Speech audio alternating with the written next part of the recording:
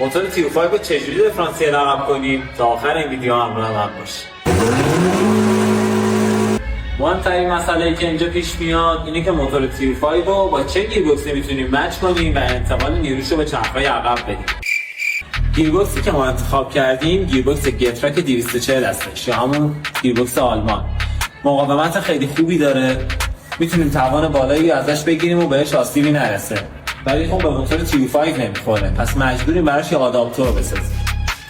حالا آداپتور چیه؟ یه قطعه‌ایه که میتونیم الگوش کنیم و جاپیچ‌های موتور و جاپیچ‌های گیربکس روش در بیاریم، بتونیم ببندیمش به موتور و گیربکس رو روی اون آداپتور سوار کنیم. این بهترین راه برای نصب موتور گیربکسایی که جاپیچاشون با هم یکی نیست.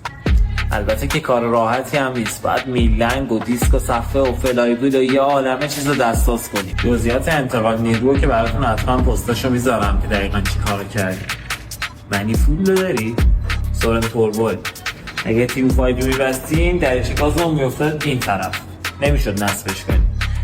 دریچه گاز نیسان رو نصب کردیم با یه فلنش روی منیفول سورن توربو، هواخوار عالی. ECU هم که در نظر گرفتیم برای این ماشین ECU APE یه ECU ادجاست خیلی خوب که میتونیم هر برنامه‌ای که دلمون میخواد رو بهش بدیم. و در آخر ماشین با فیس 405 MI16 جمع میشه. پس اگه میخوای بدونی